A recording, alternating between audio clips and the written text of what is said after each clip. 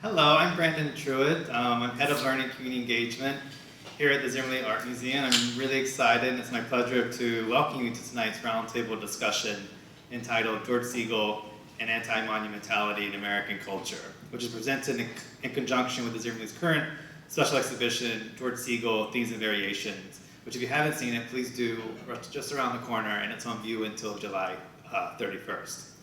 So this event brings together an interdisciplinary group of scholars at Rutgers and the University of Chicago who have been working to query how art and its manifestation in different environments and situations impacts our everyday lives.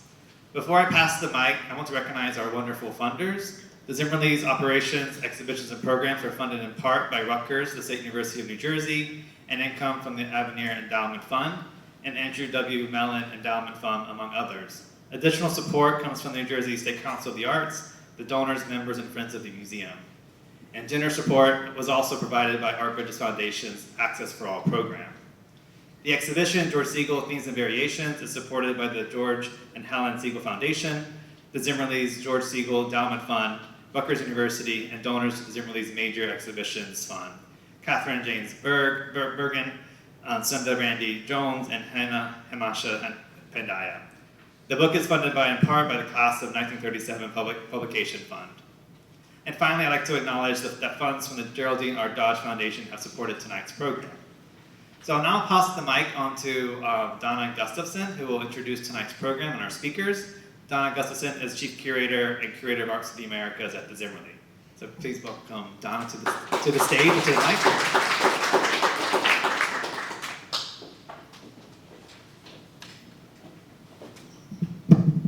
So hi everyone, I'm delighted to be here for this panel discussion on George Segal and anti-monumentality in American culture.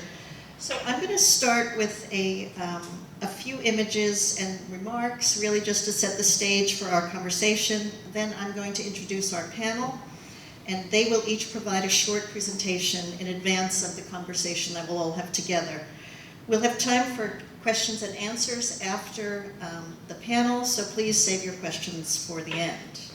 And after the panel, please join us for a reception. We have some light refreshments, and as Brandon suggested, visit the galleries. The museum's open till 8 o'clock.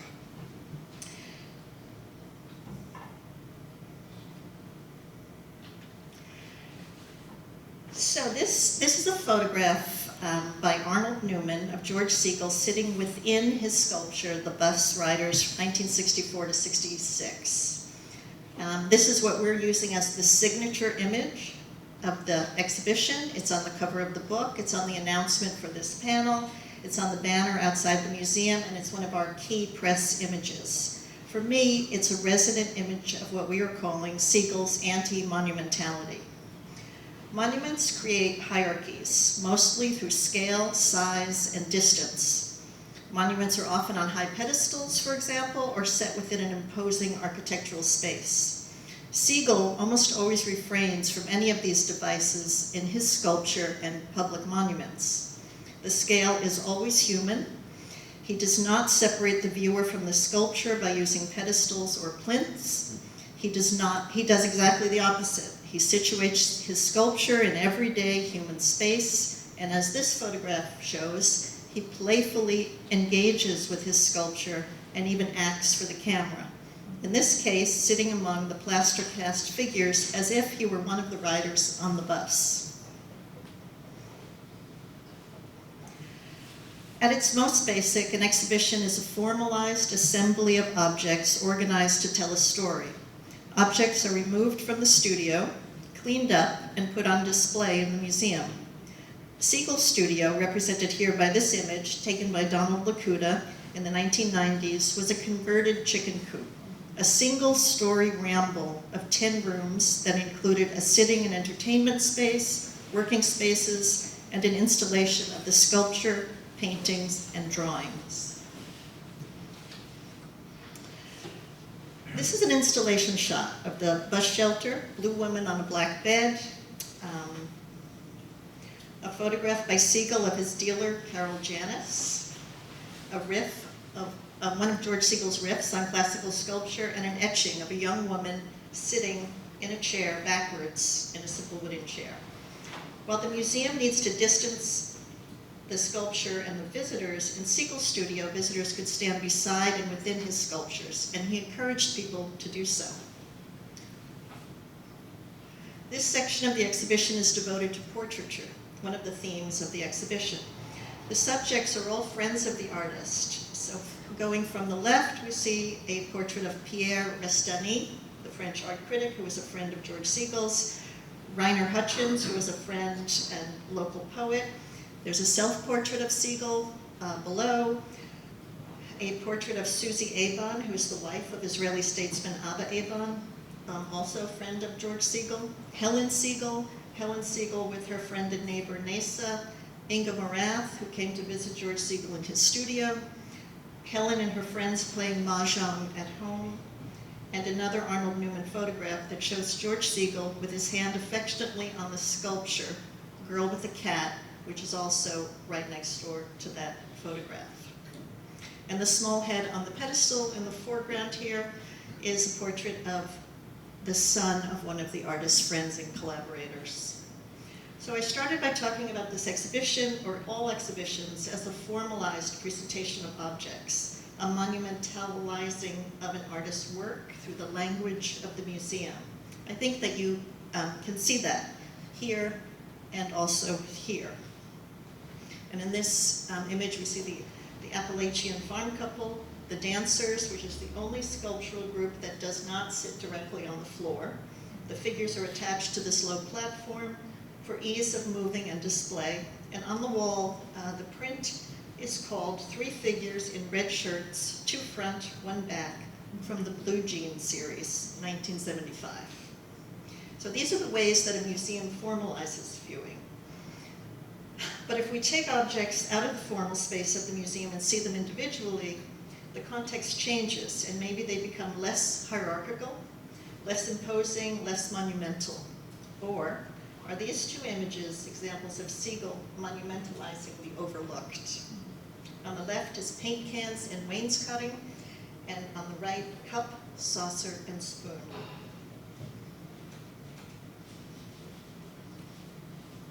Oops. And I'm gonna end with this slide, which is a photo that I took with my phone with Rena's permission. Rena Segal is the daughter of the artist. I went to visit her to talk about the show and talk about possible loans. And I was struck by the way Girl with a Cat, which is in our exhibition, lives here at home at Rena's house, sandwiched between a bookcase and the family piano among family photos. It is, after all, a portrait of a family member, and as Rena told me, it was a gift from her father to her mother. So this is an example of how we live with art outside the monumentalizing spaces of the museum. The experience of seeing Segal's sculpture at home encapsulates an important aspect of Segal's work, what I see as an insistent refusal to monumentalize. While he certainly elevates everyday experience by paying attention to the quotidian, he constantly returns to the personal, to individual objects well worn by human use, to informal poses and blue jeans. In my view, these are tactics he uses to avoid the monumental. So I'm going to now start introducing our panel, and then I'm going to give the floor to Bill Brown. So Bill Brown is the Carla Scherer Distinguished Service Professor in American Culture at the University of Chicago, where he teaches in the Department of English and the Department of Visual Arts, and serves as the editor of Critical Inquiry. His teaching and research focus on the intersection of literary, visual, and material culture, with particular attention to objects and things, or the thingness of objects. His essay, Thing Theory, appeared as the introduction to a special issue of Critical Inquiry he edited on things in 2001. His most recent book, Other Things, appeared in 2015. His current project, Reassemblage, focuses on assemblage as practice and as concept across the arts and disciplines. Our second speaker will be Kristen Krogan. She's an assistant professor in the English department at Rutgers, where she teaches courses in poetry and poetics, modernism, and queer literature. She works on poetry and poetics from the late 19th century to today, with a particular interest in poetry's social forms and the history of work. She's written about, among other things, homemade books, modern Georgics, poetry written by and about garment workers, Russian constructivism, blues poetry, and the idea of the poetic image. She's currently finishing her first monograph, Stitch, Unstitch, Modernist Poetry and the Idea of Work. Andy Urban is Associate Professor in the Department of American Studies at Rutgers, and he's an historian of migration, labor, consumerism, and empire. His forthcoming book, Brokering Servitude, Migration and the Politics of Domestic Labor During the Long 19th Century, was published in 2018, examines the cultural and political debates around the commodification of domestic labor and attempts to regulate the hire of household servants. Most recently, he worked with the Rutgers Libraries and the New Jersey Digital Highway to curate the digital exhibition Invisible Restraints, Life and Labor at Seabrook Farms. This focused on Seabrook Farms, a frozen foods agribusiness in southern New Jersey, and examined the complicated relationships between captive labor, interned Japanese Americans, guest workers from the British West Indies, and European displaced persons, and capitalism in Seabrook's employment practices in the years around and immediately after World War II. So with that, let me hand the mic over to Bill Brown. And please welcome Bill. Thanks very much, Donna. So I want to begin by thanking Maura Riley, Donna Gustafson, Brandon Truitt, and the other staff members at the Zimmerli who assembled the panel, who invited me to join the conversation, and who have worked so hard to assemble George Segal Themes and Variations, the exhibition, and the catalog. I think it's a terrific catalog. I also think it's a surprising and completely exciting show, about which there is much to say. Here, though, I'll say very little. And I'll say it telegraphically, describing some of my current research, and some of this is conceptual research, not like archival research, and explaining how it intersects with George Segal's career, his life in the art world, by which I really mean how his work was received, and his body of work. As I see it, I only have 2 points to make, which ultimately become 1 point. But I want to begin with a question, which is, how does our perception of an artwork change according to the generic frame that we fashion for it? Or you could call it the analytical medium, or you could call it the optic of apprehension. The point is, my point, is not ontological but phenomenological. What are the affordances of this term or that term? What does it allow us to see and to say? In the case of George Segal, the famous plaster figures that he began to construct in 1961 have been called sculptures, environmental sculptures, sculptural environments, situations, environments, and rarely but noticeably, assemblages.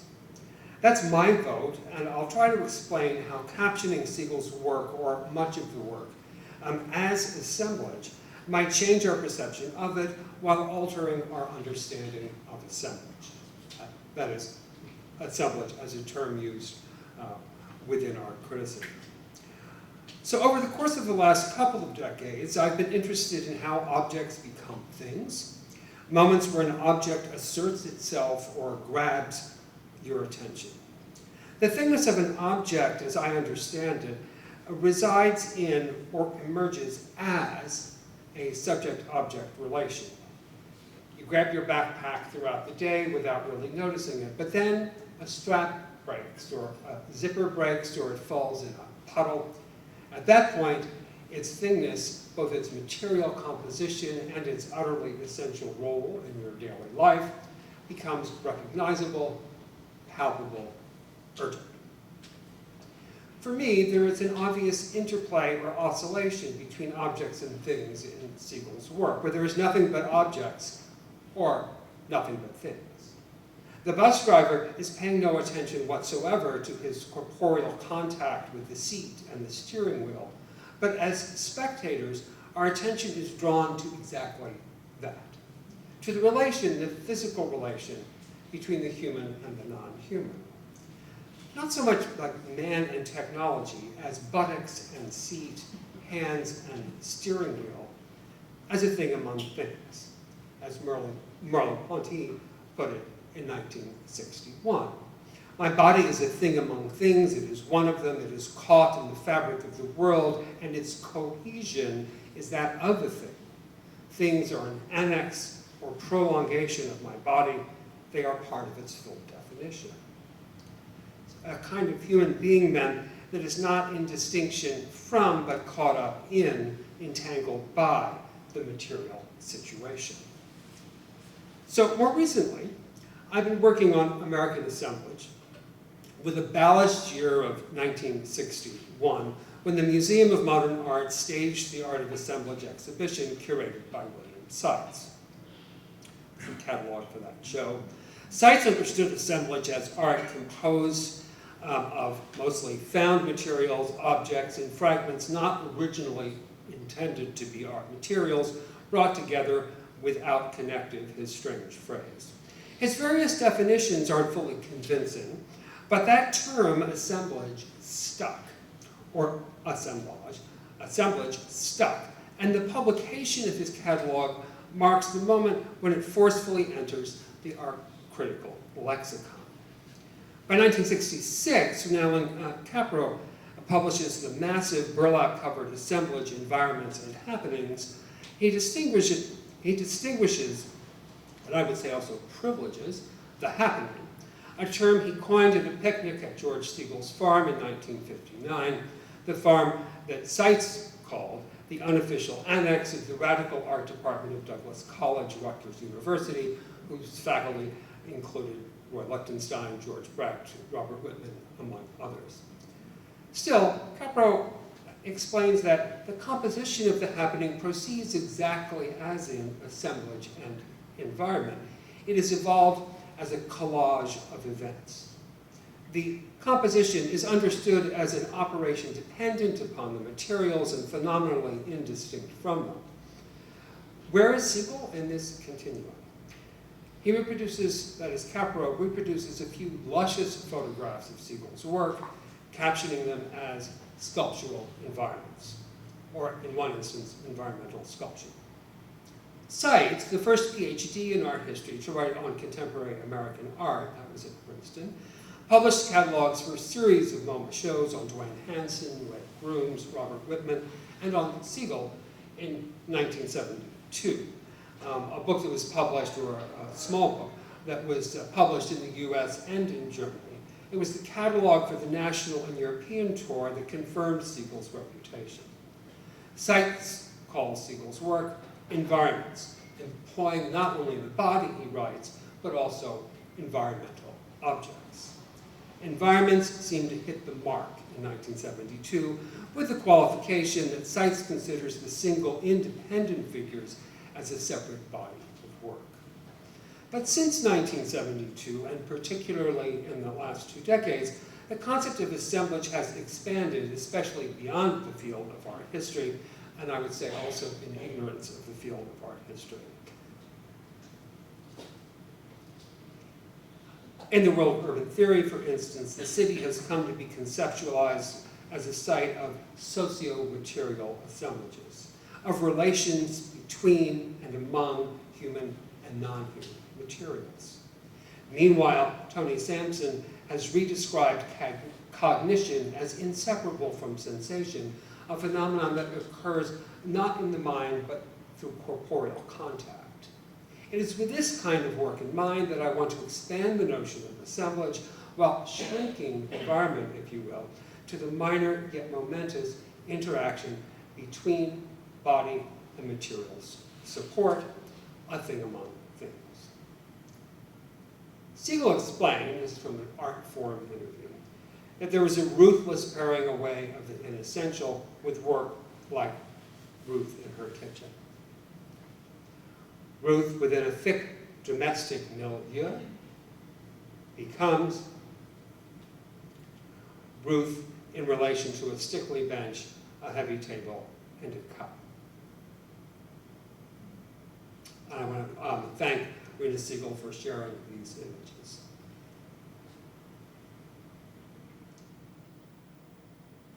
And these are more recent images of the work in its final form, which is at the Smithsonian's National Portrait Gallery. So what I find difficult to sense through Capro's use of environment is the intimate relation between the human figure and particular or particularized objects, which is one reason why I appreciate seeing within the Zimmerli show a few of Segal's still lifes. They highlight his investment in the material object world, what Donna was calling indeed like the monumentalization of the object versus the subject. Which is one reason why, they highlight that investment. And at times within the show, you face, despite the dimensionality, a passing fusion of figure and ground, human and non-human, as though catching a glimpse of the shared object status, which of course is always the status of the humans in these assemblages. Indeed, the relation between actual human and the material object world might be said to reside in the prehistory of the final product, the original model's relation to the casting, to petroleum jelly, to wet plaster-soaked bandages, and to saran wrap. In the same vein, when I say George Segal assembling, I have in mind the artist's act of reassembling the cast plaster parts to form individual plaster bodies. Above all, though, I'm fixated by his assembly of the human body in relation to material support. Seitz explains how the situations, his term, drawn from megalopolitan sprawl that lies between lower New York and New Brunswick, gas station, bus stations, streets, farm buildings, are what captivated Segal. He quotes Segal. "I live in this environment," Segal said. "It is a huge heap of material forms. I started dealing with all the stuff immediately around me, the restaurants, the drivers, the streets, the bus stations." And yet in another interview, he pares down. "I remember my life with the objects, and I also look at them plastically, and how people relate to these shapes, and how they don't relate in a human way. That's what intrigues me." How they relate and don't relate is where I'd like to conclude by looking at the utterly arresting woman under scaffold, noting that there is also a 1989 version with a slightly different title and with the woman cast in bronze. Segal returned again and again to the scaffold. In Red Scaffold, which is in Minneapolis, for instance, and in the Billboard, which is in Albany, one of what Segal called his work pieces, all of which evoke for me his own work, farming, building houses and chicken coops, driving trucks, casting, cutting, and reassembling his installations. And as I'm sure all of you know, there are many implied scaffolds in Segal's work also, like the great cinema piece. While scaffolding affords workers, you and me, I mean I include us within that category, workers the opportunity to reach a height we wouldn't otherwise reach. It also provides pedestrians protection from dust and debris, ubiquitous today. Myself, I'm thinking of Lower Manhattan, ubiquitous today, versions of scaffolding were used, you think, of course they were used, in ancient Egypt and China, for instance. So thanks to Rena Segal, we have considerable knowledge about the inspiration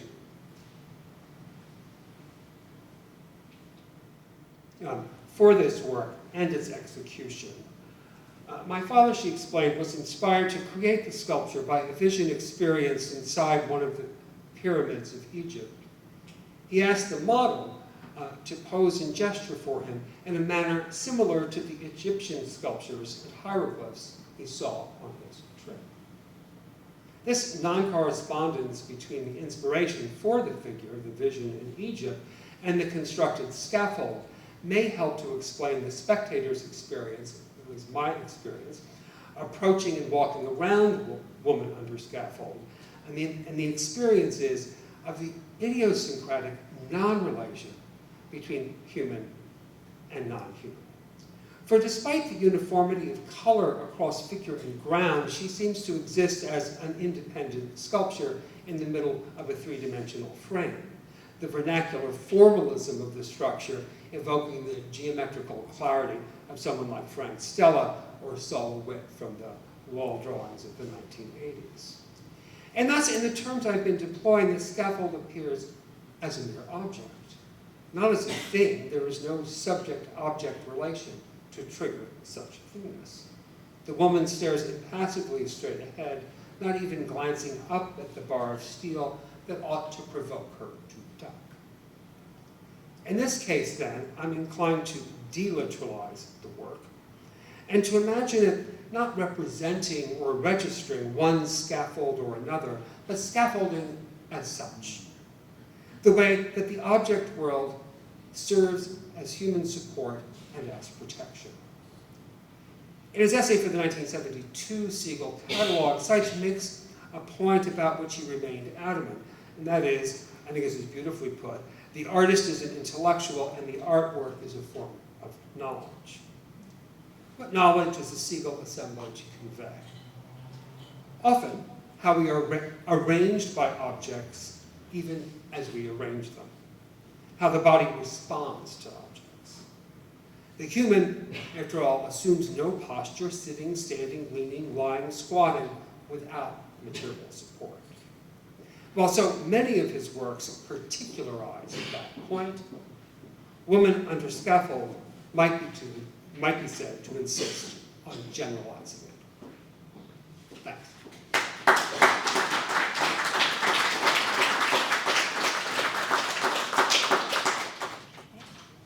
Hello. This is exciting. Thank you so much, Brandon and Donna, for, is this too close? Good? Okay, great. For having us here and for putting on this wonderful exhibition. It's a delight to think with Segal today. So I am going to talk about actually this sculpture again and put it in conversation with a handful of poems. But I want to begin with a confession, which is that I understand the lure of the monumental. Working on poetry, the thing that first drew me to this subject was the biggest, most difficult, most monumental works of 20th century poetics I could find. And I think as I was thinking about my subject today, I was reflecting on the poet Basil Bunting, who wrote a poem about Ezra Pound's enormous, 800-page long, mostly deeply terrible, long poem, The Cantos. The poem begins, "There are the Alps, what are there to say about them?" And it registers the unavoidability. He says, you could try to go around them, but you can't. He ends the poem by saying, you have to sit down and wait for them to crumble. But there's also a kind of, it registers the sublime pleasure of the monument. So what do we do if we're going to sit down and wait for them to crumble? Well, today I want to turn to the anti-monumental in a pair of 20th century poets. And I'm interested in the minor, the small, and the fleeting, not as something that is often contradictory and challenging, that makes difficult demands upon us. With a woman who is mid-step, hands draped by her sides, toes slightly lifted, I think, framed by a scaffold of metal poles and wooden planks. When I see this, my physical reaction is to imagine that it is raining and that there are drops of water coming in between the planks. My experience of the scaffold is one of infuriating partial protection. If we stand directly in front of her, so I want to go back, actually I think this is in Bill's, so I'm stealing one of your images. If we stand directly in front of her, in this exhibition there's a line of tape telling us to not go any further, it presumes that either we are underneath the scaffold, that it is continuous and goes above our head, or that we are about to enter it and join her. And I think that this is a signature work for Segal's association with the art of the everyday. But as I was thinking about this, I was thinking about a poem by James Schuyler, who is a New York school poet associated with Frank O'Hara, John Ashbery, Eileen Myles, who lived in New York City for much of his life, sometimes outside of it, often in the company and care of friends. Schuyler in some ways is a difficult poet to pair with Segal because he's so intent on observation. When someone like Frank O'Hara is immersive observation, he walks through the city, he does this, he does that, he's in Times Square looking at people, doing all sorts of things. For Schuyler, it's observation that is mediated or removed. It's usually through a window pane. And in this poem called February, he is sitting in his apartment in New York looking outside the window.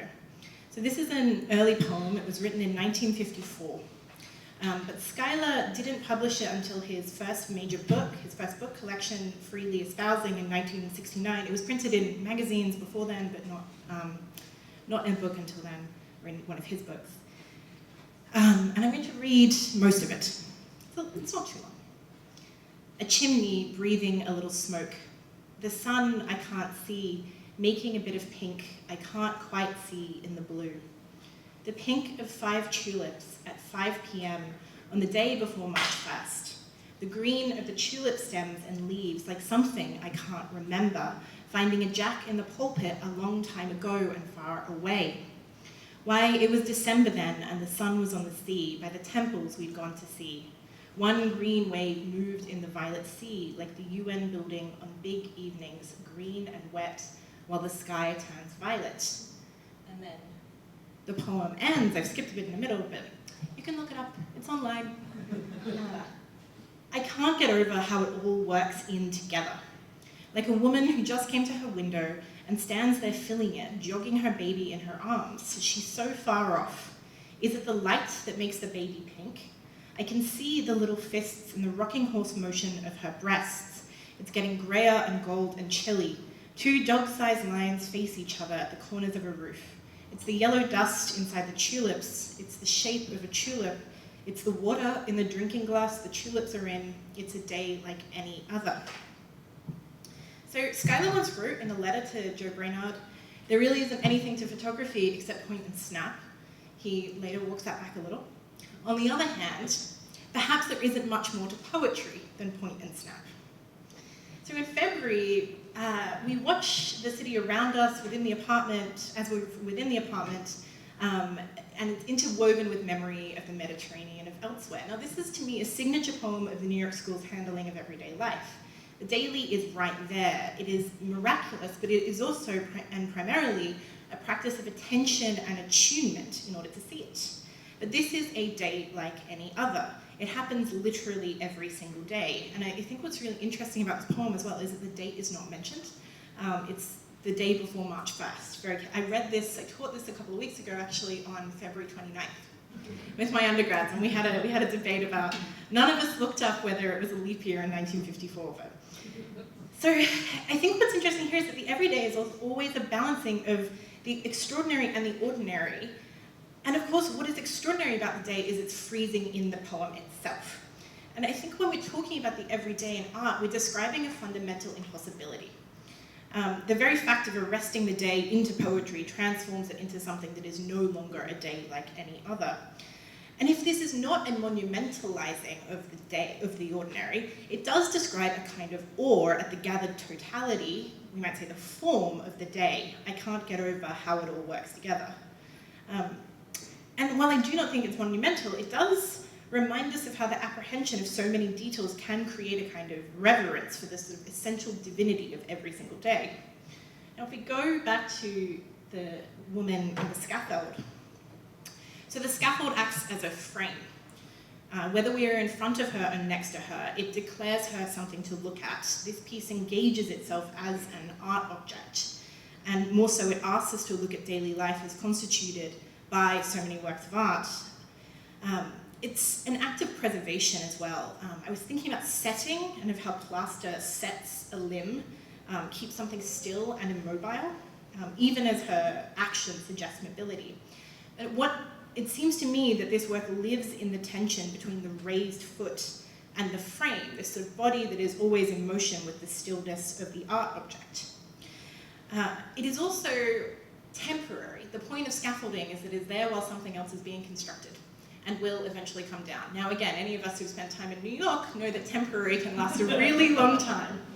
But this work is constantly negotiating this idea of what will pass and what will remain. And I do think that there's some violence in the way that the art object or the art of the everyday freezes what it is trying to let pass, or what it does not want to let pass. Okay, but I want to give you one more poet. As I was mulling over this brief, I thought it might be a little too easy to think about Segal in relation to the New York School. Poets thinking about the same things as this artist in the, around the same moment.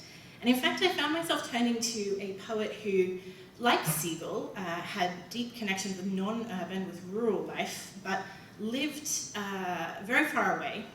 I'm going to talk about the poet Loreen Niedecker quickly. So she's a poet who I assume that many, if not most of you, won't have heard of her before. Probably that's because she's only now having her day in the sun. She lived her life almost entirely in a small town called Fort Atkinson, Wisconsin. She had friends, mostly by correspondence, friends in the kind of literary avant-gardes of New York. And in Wisconsin, she worked a series of low-wage jobs. She was a librarian very briefly until the Depression meant that she lost that job. She was a stenographer and a proofreader for a local dairy journal for a long time. And then in the last years of her life, she was a hospital cleaner in her local town. And most of the people around her had no idea that she was also a poet. And she writes with this incredible ambivalence about this secrecy, this sort of double life, and oftentimes seems to relish her kind of quasi-reclusive and secretive status. William Carlos Williams once called her the Emily Dickinson of our time, and she wears that like a badge of honor. And her best-known poems all come from after she retired from her job cleaning hospitals and had the time, finally, to write poems. Although she didn't write very much. Her poems are very slender. She has her volume of collected works is quite small. They're mostly and increasingly this kind of restrained minimalism. But I have this hunch that she has something to do with Segal. So, her most famous poem is Poet's Work. Grandfather advised me, learn a trade. I learned to sit at desk and condense. No layoff from this condensery. So the poet has traded out her grandfather's sound advice to learn a trade for the bad business of writing poetry. It is a bad business because it is lonely, it is immovable, and there will be no layoff from it. For those of us who make our living sitting at a desk and writing, I feel there's something relatable here. So the poem hinges on this word condense, which describes the labor of the poet. It also describes the form of this poem, making something small. But growing up in Jefferson County, Wisconsin, Niedecker was surrounded by dairy farms with their creameries and condenseries, and she knew that to condense means to evaporate excess water from milk, and so to make condensed milk, sweet, strong, great. So this poem is deeply rooted in its local economy, but also ambivalently set apart with that no layoff. And I think the real question about this poem is that celebratory or mournful? Niedecker herself was no stranger to layoff. She was not one to make lazy comparisons. But there is this unresolved ambivalence here in whether the life of the poet and the ordinary life of the worker are similar, can be brought together at all. And for Niedecker, poetry is precisely the thing that sits at that boundary. But the poem that really had me thinking about Segal, which is 6 lines, is an untitled. She habitually didn't title her poems in a kind of her poems in a sort of Dickinsonian move. Is this one from the year after the previous one, so 1964. It's this poem reads, "For best work, you ought to put forth some effort to stand in north woods among birch." So the poem sets us up to receive some kind of advice, and then it quickly deflates that expectation. It's a sort of restrained little joke on us, the readers. But it's also deadly serious, right? So it does, in fact, require effort to stand very still to pale into the white bark and the black lenticels of a birch tree. That is difficult. And this poem, it's important that it comes at the moment that Niedeke gains a kind of environmental consciousness, enters into the sort of emergent environmentalist movement of her time. And so for her, refiguring our stance in the world would have high stakes. This poem makes a demand on us to relinquish our own mastery, not to act on the world, but to stand among it. And it's about perspective, but I think it's about relation. Its key word is its preposition, among, which I've noticed is a word that both Donna and Bill have used in their talks. It invites us to work hard to set aside our own sense, a sense of our own mastery, to abandon the way that a person can come to see themselves as a monument. And there's an ethos here, a sort of principled stance of relationality that requires something of you that is not passivity, but is hard work. The work of relations that aren't based on mastery, but on embeddedness that is also at the same time restraint. Okay. So back to our woman under scaffold, back to the city. We're away from the birch forests of northern Wisconsin. So I want to say that making some effort to stand still among birch is both the impossibility and also kind of the condition of life in the city as well.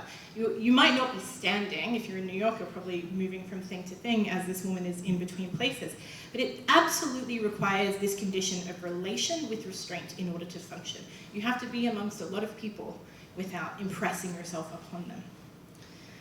What strikes me about this sculpture, as in all the sculptures in this exhibition, or many of them, is it engages us as an immediate participant.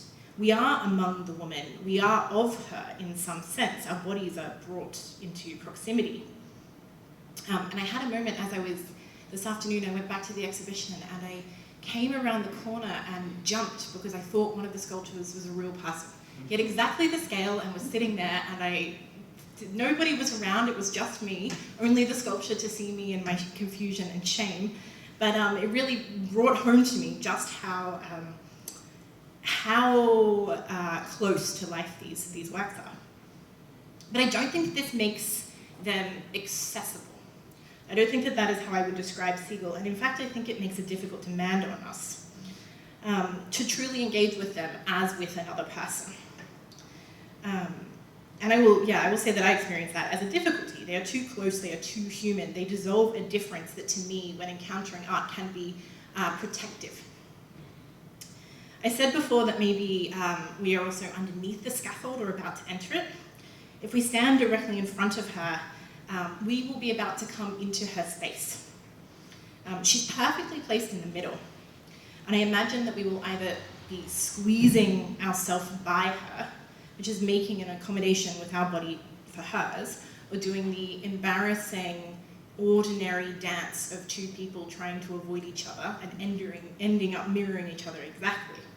So there is this sort of a presumed intimacy, or an intimacy that is forced upon us in encountering this.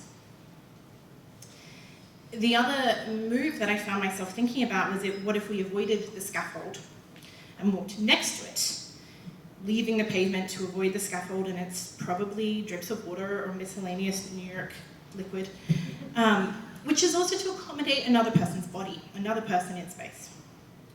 So I want to end by saying that I read the art of the everyday and the anti-monumental not only about arresting the movement of time, or even about time generally, but about placement and stance, and about relations, about how we move or do not move, stand very still.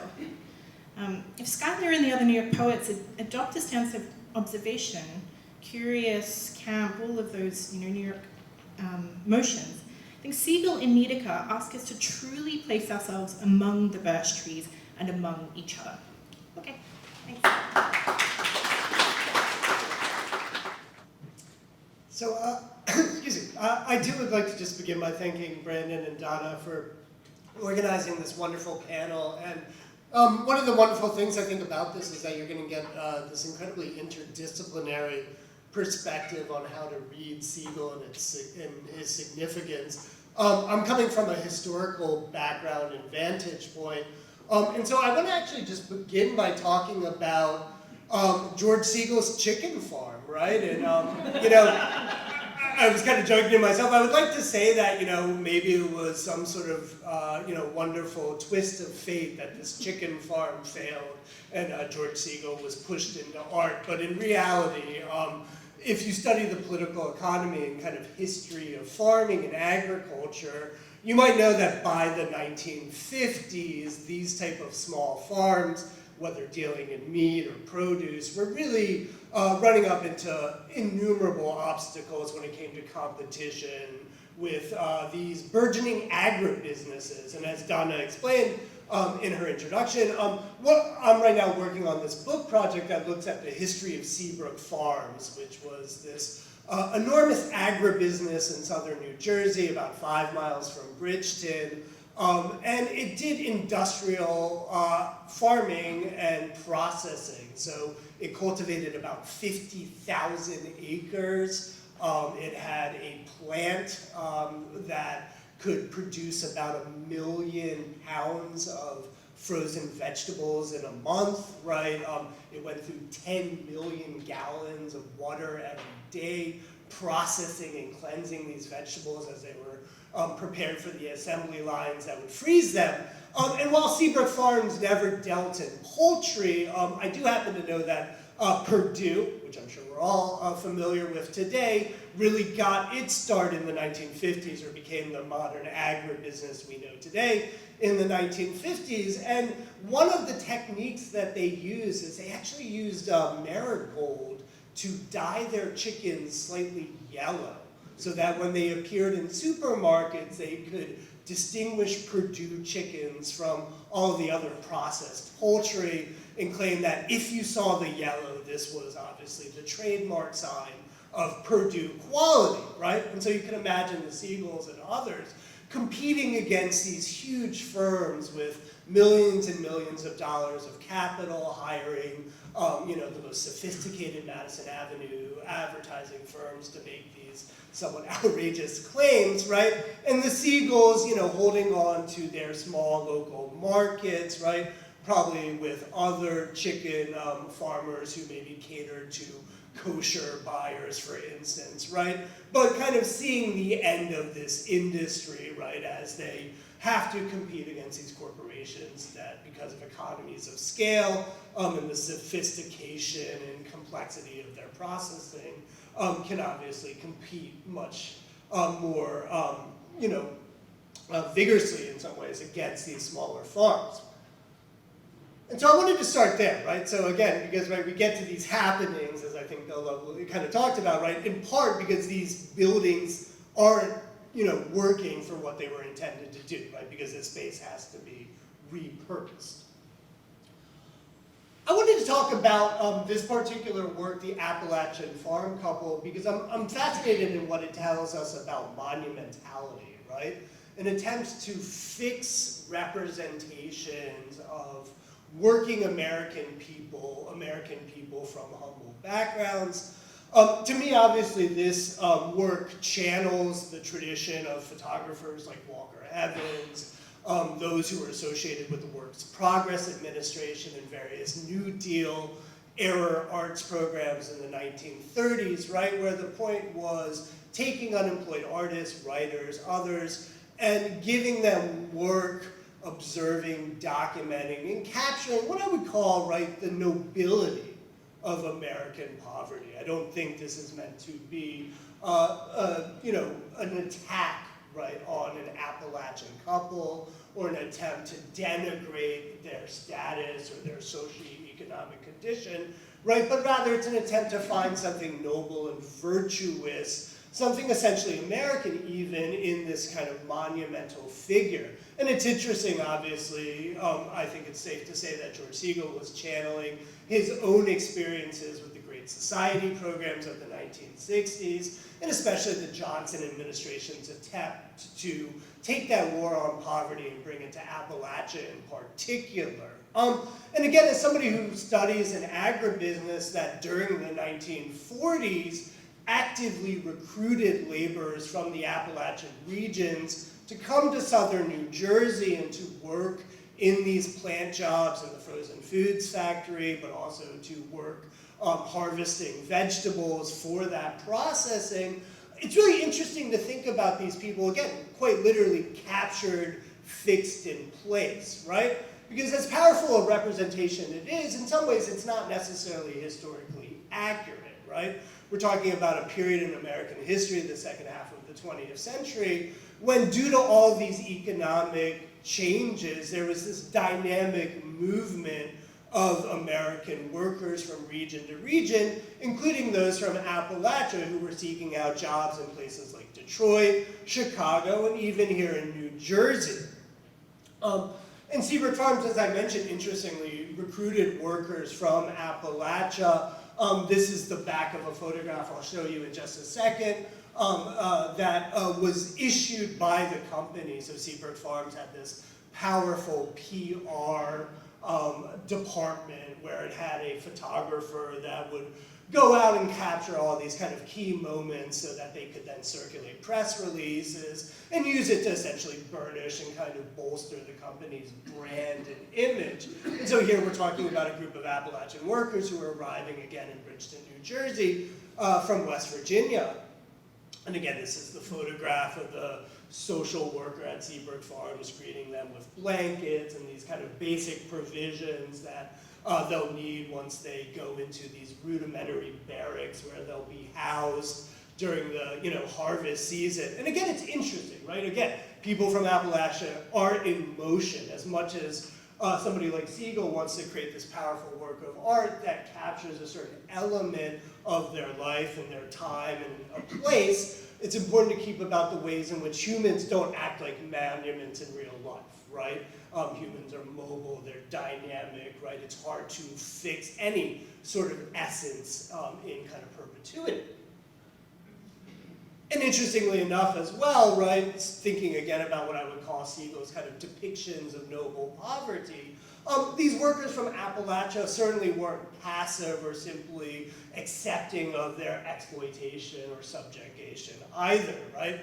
So I like to highlight this particular image or a document. It's a transcript of a letter that one of these Appalachian workers wrote to the Department of Labor, essentially explaining that the company, when they recruited them, promised them this free housing. And I should actually point out, the housing itself was actually built by the federal government. The Federal Public Housing Authority built a huge kind of housing project on Seabrook Farms property that the company then kind of used at no cost, right? So I don't have time, but I could digress, right? We often kind of create these hagiographic narratives of these corporations that succeed economically when in actuality, if you look at a company like Seabrook Farms, they were constantly relying on what I would call various forms of corporate welfare and government assistance in order to function, in order to operate. And in this particular instance, they promised this white Appalachian woman free housing for her and her family if they came to New Jersey to work. And then after they arrived, they said, oh, we're now going to charge you rent, and we're doing so in part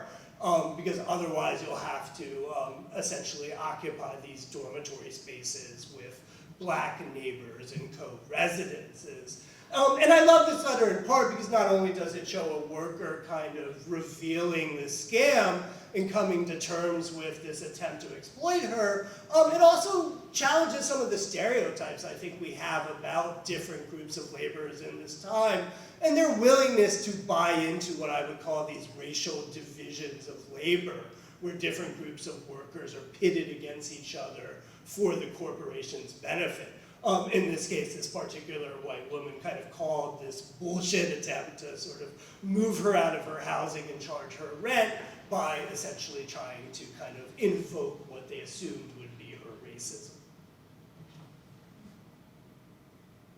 The other work from Segal that I want to dwell on for a little bit more is one of his most famous works, as I'm sure many of you know, right? Depression Breadline, which, in addition to appearing in a number of different art museums and temporary installations, as probably many of you know, is now also a permanent feature of the Franklin Delano Roosevelt Memorial on the National Mall in Washington, D.C.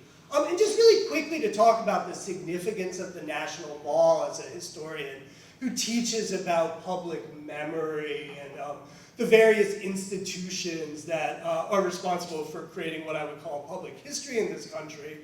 People often refer to the National Mall as America's backyard, right? This idea that inclusion in this space, right, is recognition of one's significance and importance, or an event's worthiness of commemoration, right? For those of you who remember, think about, right, the debates about whether a memorial to the Vietnam War should be placed on the National Mall, and what type of signal it would be saying, potentially, or giving, I should say, if, as Maya Lin's work ended up being, was somewhat critical of the war, right? There were intense debates, right, as to whether that would be defeatist, whether that was, in a sense, kind of enervating American national power. And so it's important, right, to not only think about Depression Breadline as a work of art, but obviously as a work of art that takes on different meanings based on where it was installed and where one would encounter it. And again, it's an interesting work if we think about representation as well. You'll see the figures in this sculpture essentially appear by all accounts to be white men, right? I would read this as an attempt to kind of argue that as breadwinners, right, as the individuals that Segal assumed would bear the responsibility of bringing home wages, of supporting their families, this is in part an attempt to kind of argue that their burden of the Depression, their loss of work, their lack of economic power, weighed on them because of that particular subjectivity. And I don't want to diminish this work, which I do love, I think is an powerful, important one, but it does get us into this tricky politics of representation, and as a historian in particular, thinking about who the Great Depression had the greatest effect on, so to say. And again, as a historian of agriculture, and this is Segal posing for the sculpture itself, again, taking on kind of the role of this historic figure that he then wanted to depict. Again, I find it interesting as a historian of agriculture, as somebody whose first book project looked at the history of domestic labor or household service, because if you look at the 1930s, right, and the New Deal federal legislation that comes out of this era, specifically the Fair Labor Standards Act and the Wagner Act, which commit by federal law to overtime pay, to the right to collective bargaining, various other provisions that we now kind of consider to be the sort of basic rights of workers, two key groups are excluded from that congressional legislation: agricultural laborers and domestic laborers.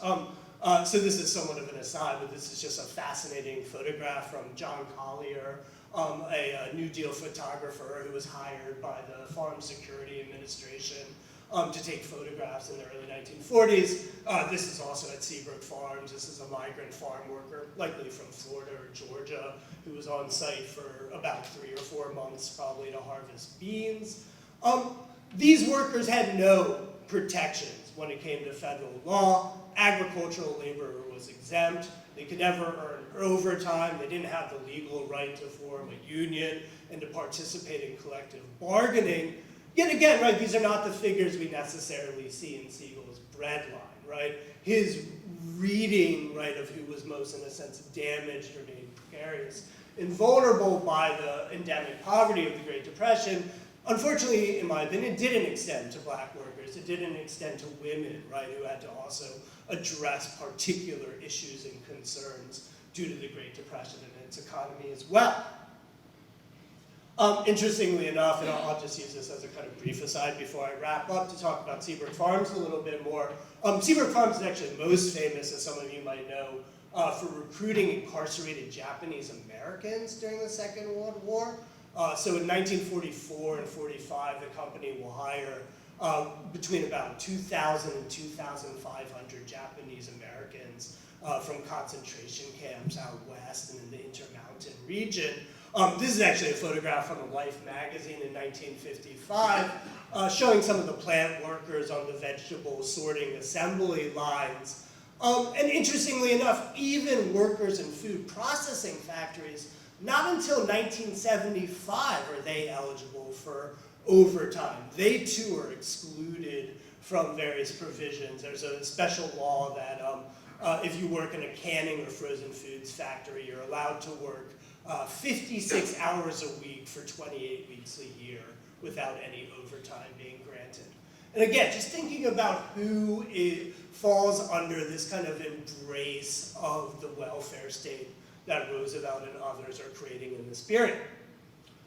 Last but not least, and I'll be relatively quick, and this actually goes away from my research and talks a little bit more about my pedagogy as somebody who routinely teaches courses on monuments and public space. Some of you might know that George Segal also is the artist behind the artwork in Christopher Park, Gay Liberation. It's across the street from the Stonewall Inn, which is now a National Park Service historical site.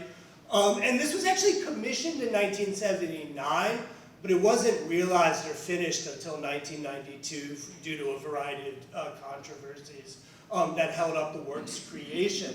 And it's a controversial work. I'm not going to lie to you. If you know anything about the history of the Stonewall riots, one of the leaders was Marsha Jones, a black drag queen who was without housing and actually living in Christopher Park and was really the leader when the police showed up that night and came to harass.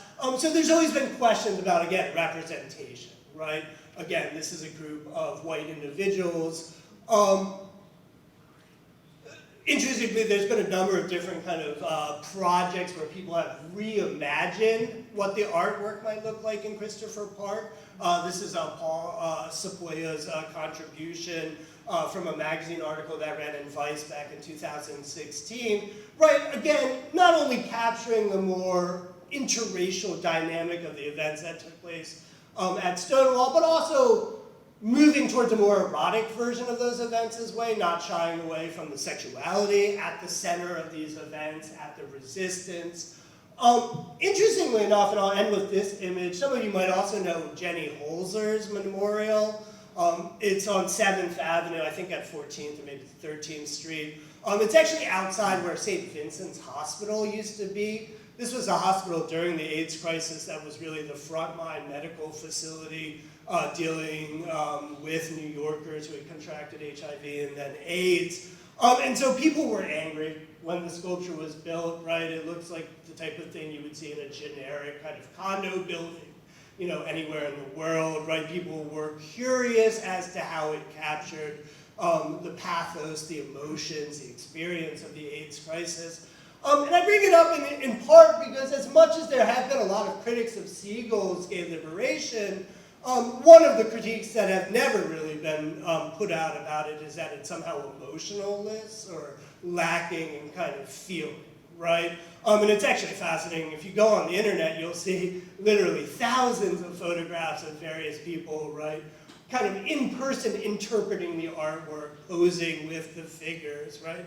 And it's created this almost wonderful kind of archive of different interactions with the work of art.